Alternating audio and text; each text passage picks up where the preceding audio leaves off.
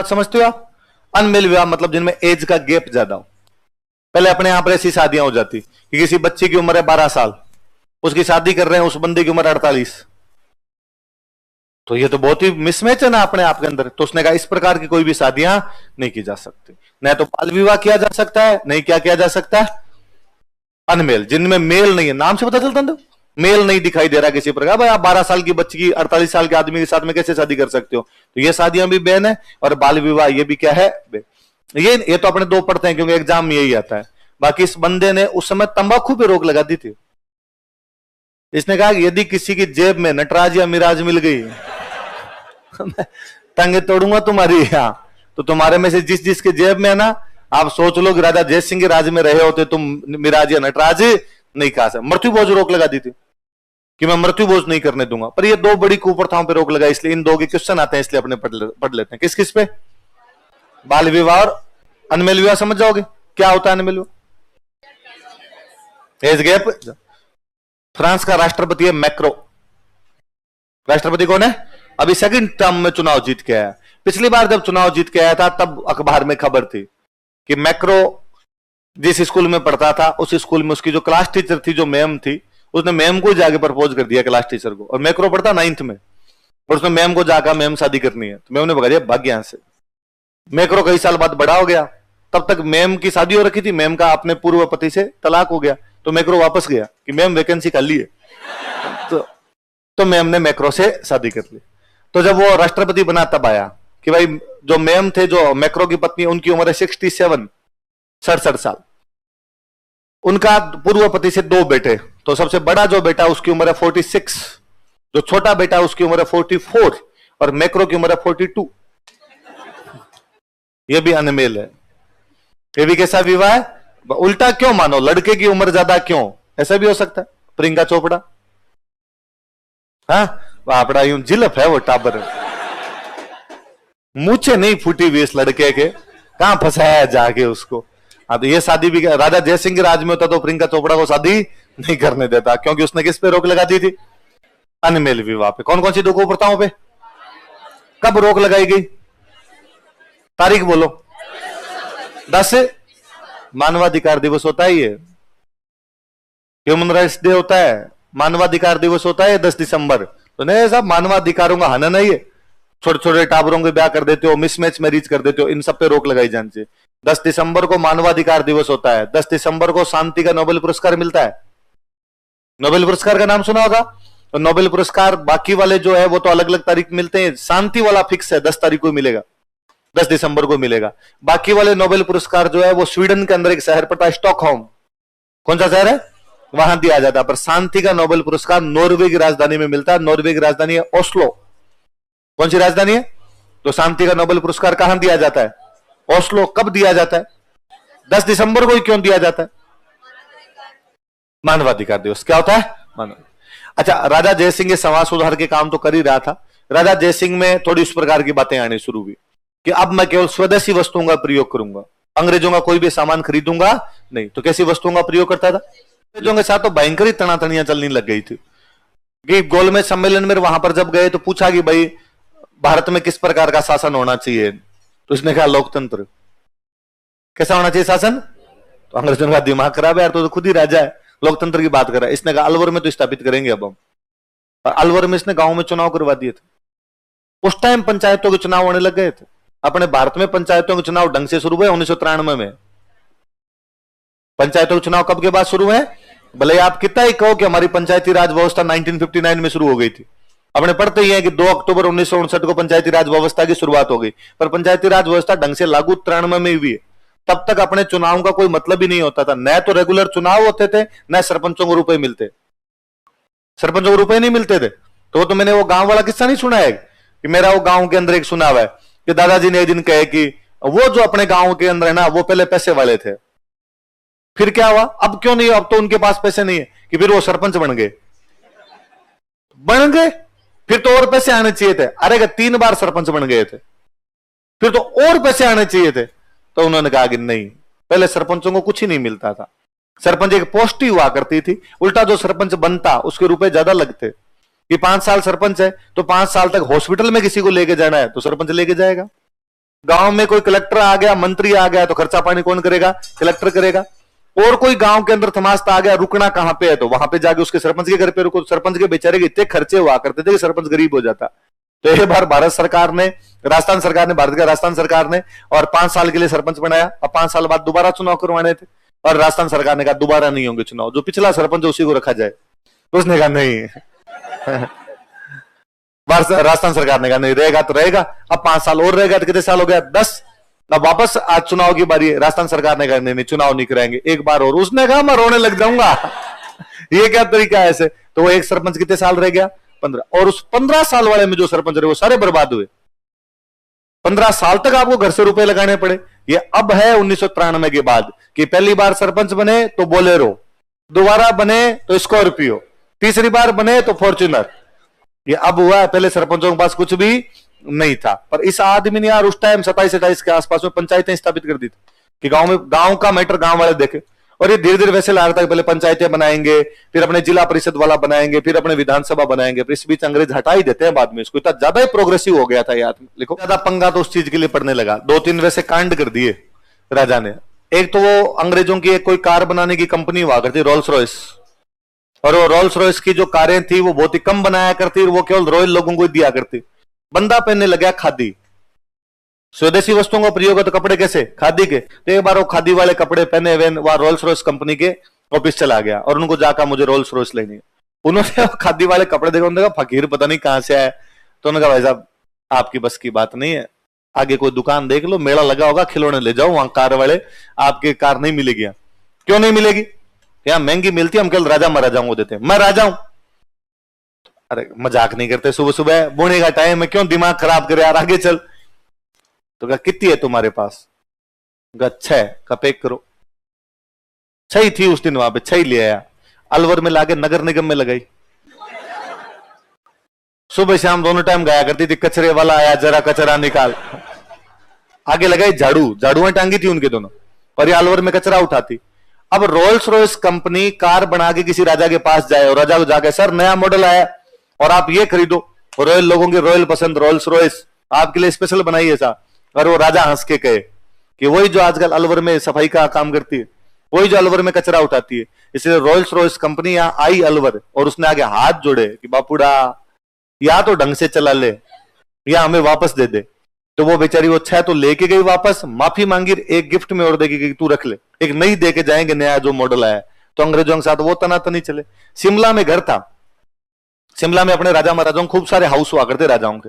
तो एक बार अंग्रेजों का कोई अफसर था बड़ा, उस अफसर ने साथ बातचीत हुई, उसने कहा यार मैं तुम्हारे कभी डिनर पे आना चाहता हूं। राजा ने कहा आजा यार, आज ही आजा, डिनर की तो क्या बात है।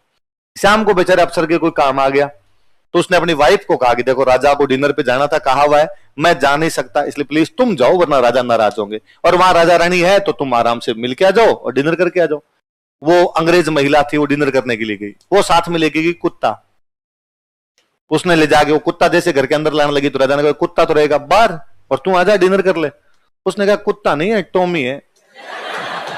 कुत्ता कैसे कहा इसको? और इसके लिए डिनर में क्या बनाया ये बताओ पहले तुम। तुम्हें ये कैसे नहीं पता कि हमारा कुत्ता भी साथ में आएगा और ये वो साथ में बैठेगा मेरे, और इसके लिए और प्लेट लगाई जाए। राजा ने कहा नहीं मैडम, तुम अकेली आओगी अंदर, कुत्ता नहीं आ सकता अंदर, वहां ज्यादा उनकी इंसान भी। तो उसने कहा तुम निकल यहां से, रवाना हो। उस अंग्रेज महिला को घर से भगा दिया था। इसलिए अंग्रेज इतने तंग थे बैंकर वाले कि अपने 1933 के आसपास में यहां दंगे होते हैं, तिजारा में हिंदू मुस्लिम दंगे हो गए थे। अलवर में जगह पड़ती है तिजारा, वहां तिजारा में दंगे हो गए। अंग्रेजों को मौका मिला, अंग्रेजों ने हटाई दिया था कि राजा को पद से हटाया जाता। तो कौन से दंगों के बाद हटा दिया गया था? लिखो, पंगे कई ले लिए थे एक साथ। आर्य समाज की तरफ और हिंदूवाद की तरफ थोड़ा ज्यादा झुकाव था, इसलिए अलवर में कहा कि वे लोग जो हिंदू से मुसलमान बने हैं, जो हिंदू से ईसाई बने हैं, उनको वापस हिंदू बनाएंगे। तो घर वापसी कार्यक्रम चालू कर दिया था, और जो वापस हिंदू बनना चाहते हैं वो आगे कांटेक्ट कर लो।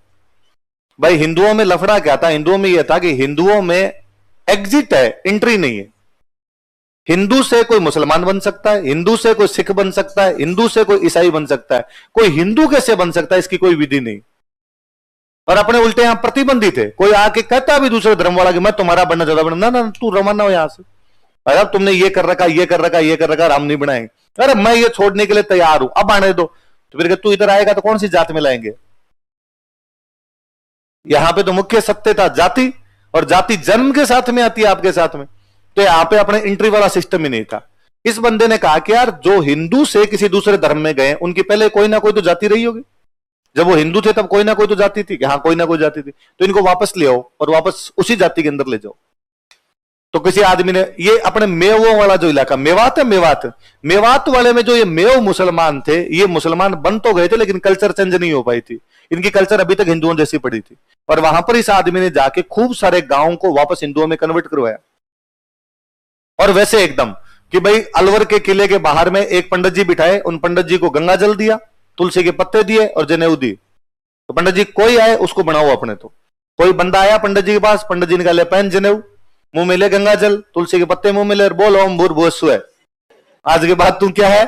तो गांव के गांव कन्वर्ट किए थे।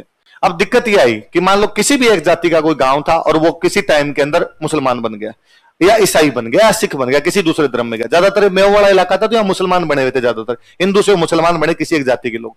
उन्होंने आके राजा जयसिंह को कहा कि हम वापस हिंदू बनना चाहते हैं। पर राजा जयसिंह दिक्कत ही है, पहली बात तो हम जब हिंदू बन जाएंगे हम कौन सी जाति में जाएंगे, तुमको कौन सी जाति के थे पहले, अब हम फलानी जाति के थे तो इसी जाति में जाओगे। तो ये हिंदुओं में जो इस जाति के हमारे जो भाई बंधु है बाकी, उनको पूछो कि वो हमें स्वीकार करते हैं कि नहीं करते हैं, क्योंकि शादी ब्याह तो बिना जाति के होंगे नहीं। और यदि हम बन गए और इन्होंने बाकियों ने कहा कि तुम्हें हम शादी ब्याह नहीं करेंगे तो हम करेंगे क्या बाद में। तो उस जाति के हिंदुओं को बुलाया, 5 पंच बुलाओ रे तुम्हारे इधर से, इन 5 जो बनना चाहते हैं इनको बुलाया और कहा अभी घोषणा करो कि तुम्हारी 5 बेटियां इनको और तुम्हारी 5 बेटियां इनको, आज ही ब्याह करो। अलवर में 100 साल पहले ऐसे खूब सारे गांव कन्वर्ट किए गए। इसलिए यहां पे हिंदू मुस्लिम वाली थोड़ी थोड़ी प्रॉब्लम आनी शुरू हो गई थी। हम आगे एक आंदोलन और पढ़ेंगे, किसान आंदोलन था जिसकी बड़ी प्रॉब्लम थी, मुख्य प्रॉब्लम थी, इसलिए तिजारा में यहां पे दंगे बढ़ गए। और अंग्रेजों को यह मौका मिल गया कि वो हिंदू मुस्लिम समस्या थी, अंग्रेजों के खिलाफ ये वैसे चल रहा था बंदा, इसलिए अंग्रेजों को मौका मिला, अंग्रेजों ने हटाया। जब अंग्रेजों ने हटाया तो अंग्रेजों ने कहा 2 साल के लिए इंग्लैंड भेजेंगे। कितने साल के लिए? 2 साल तो अलवर नहीं आ सकता, अलवर से बाहर रहे।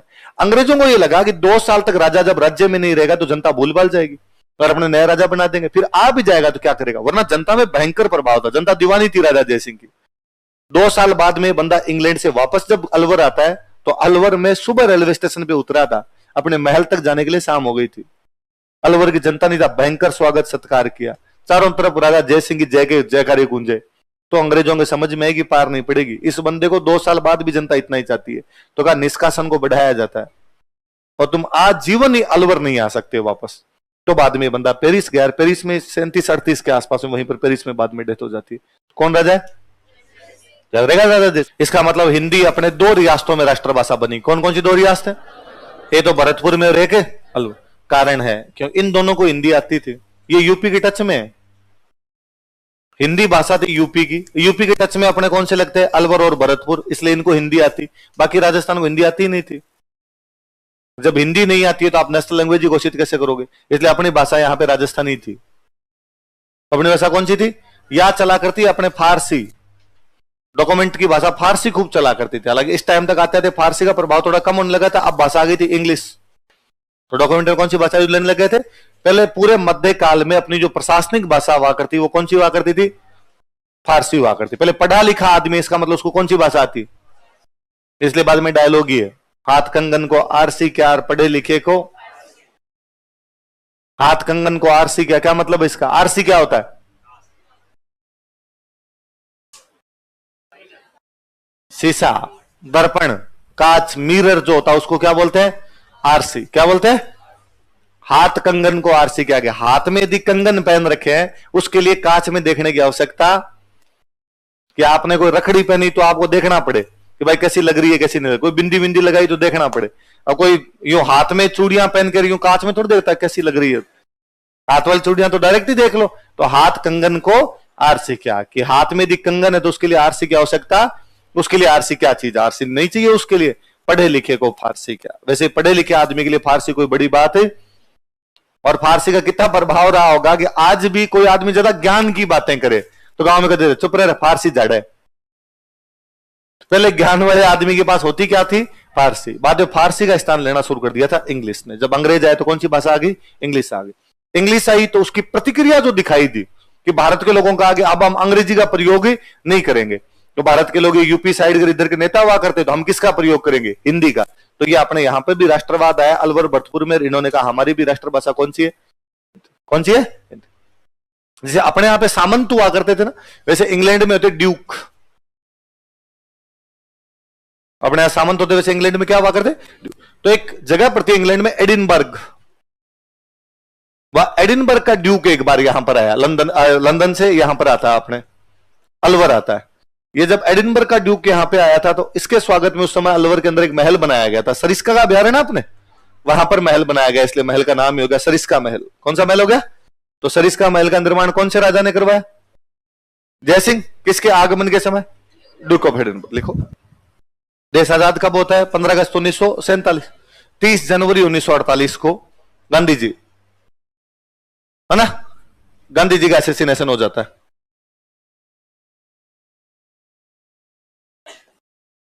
गांधी जी वाले हत्या में, गांधी जी वाले मर्डर में नाम आया नाथूराम गोडसे का। नाथूराम गोडसे पकड़ा गया। नाथूराम गोडसे के पास में जब हथियार पकड़े गए, पता चला हथियार अलवर से लाए गए। हथियार कहां से लाए गए?